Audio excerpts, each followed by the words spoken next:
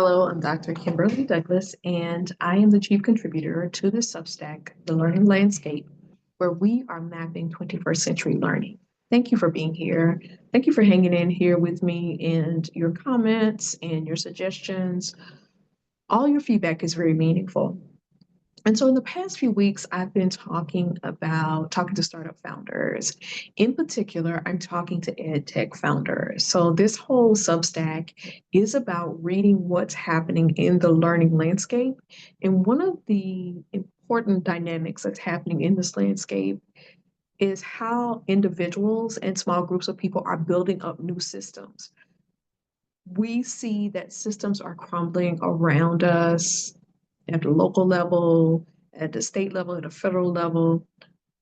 But it's really difficult for individuals to replace systems. We're not designed to, we don't have the capacity to, even if we think we have the capability, we don't have the capacity to.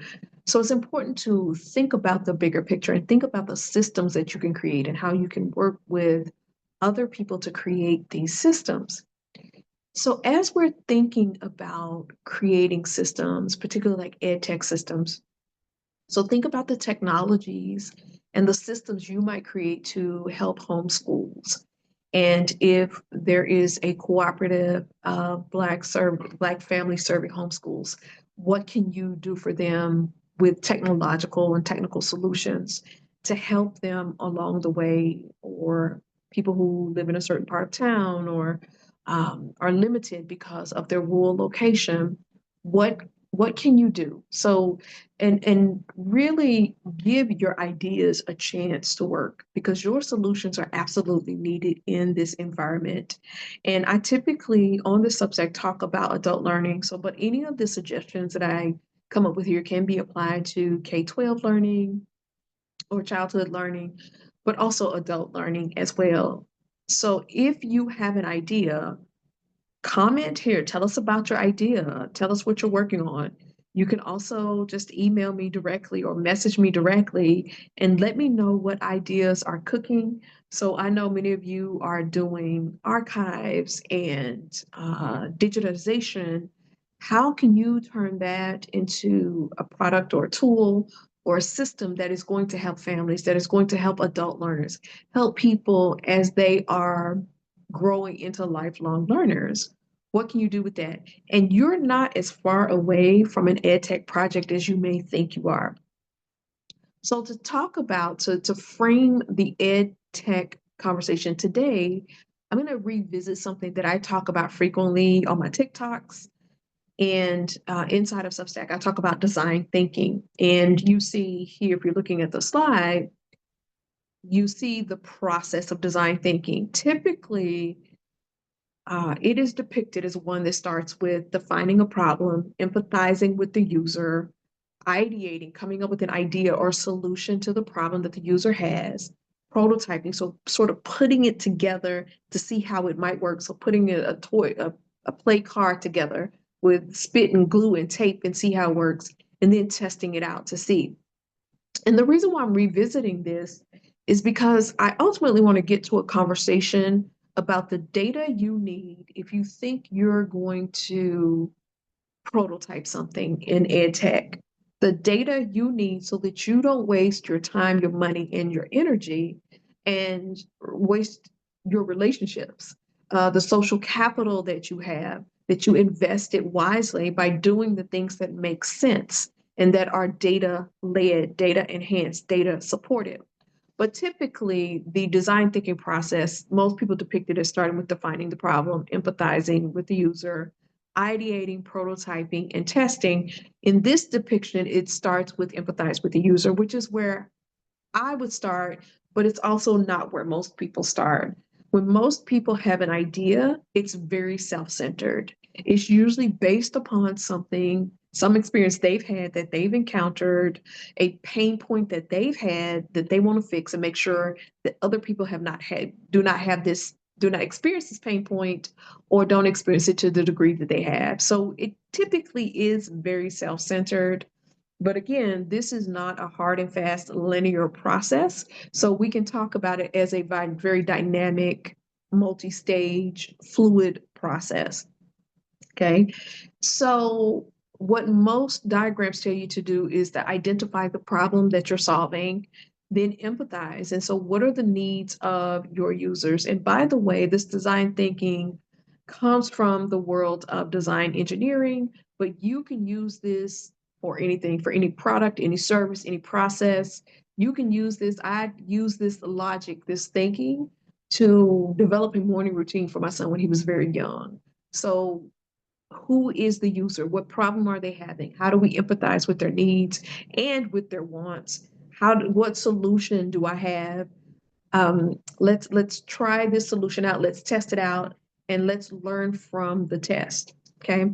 So one of the reasons why I'm revisiting this in an EdTech context is because of the rapid growth of the AI generators. The boom in just the past few weeks and the past few months have just been mind blowing. Every week, there's either a new AI generator, a new kid on the block, or a new version of existing AI generators that suggest and claim greater productivity, better output, all the things. It suggests all the things, faster ways to compute, to think, to process, all the things. Because these generators can spit out ideas, they can go straight to ideation very quickly. They can put out ideas that map out a whole plan. So for example, if you want to put together an app and sell that app to a company about employee wellness, you could go into ChatGPT right now and do an educational program for employee wellness. And it would tell you step by step how to lay it out. Now, that doesn't account for how accurate it is, and there are varying degrees of accuracy, but it does give you something that you could start to work with, and you could mold into something that could turn into something useful in a short period of time. And I'm talking about design thinking in the context of AI because there is a temptation to skip over a very important part of this design thinking process. If you are creating something that you want to take to market, you have to be concerned about product market fit or service market fit. You have to be concerned about that. And if you start with the ideation, you start with, I have a good idea, and I'm prompting ChatGPT, and ChatGPT is helping me build on my idea. All those things are good and well and wonderful, but that does not necessarily speak to your product market fit. So what you have to do, even if you start with a generator and with a really good, solid, well thought out, well-researched prompt, you have to back it up a little bit. Because at the center of your process, at the center of your EdTech process is the user, is the client, is the customer. And here are 5 questions you need to be able to answer. And you've heard me talk about these questions in previous Substack, and I'm going to continue talking about them. I'm going to mention them as often as I can. But you have to be clear about the problem that you're solving. Like regardless of what the output was, you have to be clear about, so it has to go beyond being a good idea. A good idea is not enough to have product market fit. It's part of the way there, but it's not the entire way there. And the way that you get there is by centering your attention on the client or the user. So what problem am I solving? How do you get them from this state of being to a desired state of being? From here, from feeling this pain to feeling no pain. How do you do that? What is the problem that you're solving to get them from one state to another? So number one, what problem are you solving? Who are you solving this problem for? So yes, you can have the most wonderful idea in the world, but if you don't understand who you're solving the problem for, you don't know where to aim your product or your service. You don't know how to direct it. You don't know how to improve upon it. You don't have good metrics. You won't be able to have good metrics. You won't be able to measure whether you've taken them from state A to state B because you don't know who you're talking about. And to know who you're talking about, you have to understand their demographics, their race, their age, their gender, location. You have to understand the psychographics. What are their beliefs? What are their values? How do they feel about their neighbors? What upsets them? What desires do they have? What are their needs? What are their wants? So what problem are you solving? Who are you solving it for? Because you don't have metrics if you can't answer those first two things. The third thing is, do they see it as a problem? And now you can, part of your job may be to bring that problem to their awareness, but do they see it as a problem? If they don't see it as a problem, when you're marketing your EdTech solution, they will not hear you. They will not know that you are talking to them. The fourth thing is, do they see it as a problem that they won't solve? So we assume that because somebody has some sort of pain or something that makes them uncomfortable or something that we could not abide, we cannot tolerate, we assume that they want to fix it. So we have to be clear that this is a problem that they want fixed. The fifth thing is it a problem they want fixed with your solution? And your solution that came from your thoughts, from the AI validation, is this the solution that they want? And how do you answer these 5 questions? You answer these 5 questions by having conversations with the people you're solving this problem for. You have to go talk to them. One of the most efficient ways, which it doesn't seem efficient, is by having one-to-one conversations with them. You can always purchase data from various sites, and it can give you some insights. But initially, if you're a small operation, one of the most impactful things you can do is sit down and have conversations with people to asking them, starting with an open-ended general question about the topic and letting them tell you what they think, letting them articulate what their needs and their wants are. And so you can't get that from AI results. And I am not anti-AI. I want to make sure that you are using it where it makes sense and where it fits. And where it fits, it is a good discovery tool. And it's a good discovery tool. And in some cases, may be a good way to test a problem and to test your assumptions, but a critical way, a more accurate and precise way to test your assumptions is to go talk to the people you are building for. That is critical. That is a critical piece of what's happening. And so you always have to think about the user. You can ideate, you can prototype, but let's say that you didn't from the beginning go talk to people. So you ask the GPT to help you ideate, come up with an idea for a product or a service, and it's running wonderfully. Great aesthetics, great visual, good look, nice clean colors, everything's good, and it runs like a top, but nobody's using it. Nobody's signing up for it. The best time to learn about your ideal client is before you do anything. The next best time to learn about your ideal client is now. So you pause for a moment and you think about what interview questions, what open-ended general interview question you want to start with, and then think about follow-up questions. So once you are ideating and prototyping, that spills over into what we call user experience testing.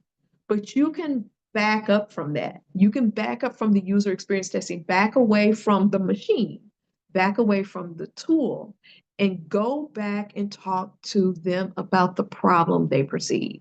What that means is they're going to tell you things that will require you to fix and change your tool to fit what it is they're saying, what problem they're saying they're having. So you have to be open to the fact that you may hear something that requires you to do some work. So you'll have to walk it backwards and go talk to, so you can try to walk it backwards and do some user experience testing and just see how it goes.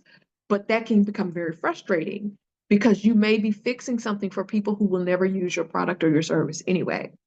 So if you did not start with understanding the problem and who you're solving the problem for, it is never too late to backtrack and go back and talk to them, not about the product, not about the service, but about the problem that you're solving for them.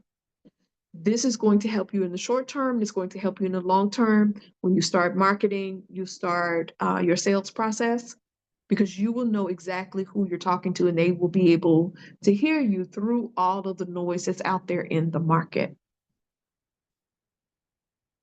So as you are developing, I want to encourage you to explore your ideas. We need you in EdTech. And let's be clear, you don't have to be a tech person to show up in EdTech. There are lots of non-technical founders, and that's the thing. Um, there are lots of tech people who pop off and start building something. That does not guarantee them success if they do not know what problem they're solving and who they're building for. But success can be had on both sides, in the technical and the non-technical. And if you're a non-technical builder, then what you do is you build out your vision, and then you figure out who needs to support you to build that capacity, to build that technical and that technological capacity. So I'm talking to both non-technical and technical founders as well. It's all the starting place is the same. What problem are you solving? Who are you solving it for? Do they see it as a problem? Do they see it as a problem they want solved? Is it a problem they want solved with the solution that you're offering? It always goes back to the user. I encourage you to, let's talk about, if you have a project in mind, let's talk about it. Let's sit down, let's brainstorm. If you're in the middle of the project and you feel frustrated, you feel stuck, usually when people are saying they're stuck, that means you don't have the right data. It's not having more data or enough data. What data do you need? You don't have data to be able to judge and decide and take next steps. So we need to make sure you have the data to judge and decide and take next steps. You can do this by, you can purchase data, you can do interviews, you can do focus groups, you can do data mining, you can do polls and surveys. Each one of those has certain strategic advantages in your situation. And so one of the things we would need to do is to look and make sure you are using the right instrument for the thing that you're trying to do, and that you're not gathering data just for the sake of gathering data. But data collection is a critical part of what it is you are doing here. Whatever you are building, it needs to be built on a foundation of understanding who you're building it for and what problem you're solving. Let me know if you have any questions. You can put those in the comments. You can message me directly. I am thoroughly enjoying talking about this. If you've never imagined yourself as an EdTech founder, now is the time. Like, we need different people, new people to step up. Even if you've just sort of just been messing around with an idea, step forward. This is the time to do that. And this has been great. I'm going to keep talking about this, maybe more about design thinking. Let me know if you want to hear more about design thinking. Let me know if you want to keep talking about the EdTech founder perspective, which is more than likely what I'm going to be talking about. And it fits nicely and neatly within the conversation about the learning landscape, because it is absolutely part of this landscape that is being built up today. Thank you for being here. I appreciate your support. As always, I encourage you to become a paid subscriber. It makes it so that I can spend more time on the Substack, but you can like, you can comment, you can share this out to notes. Take care. Goodbye.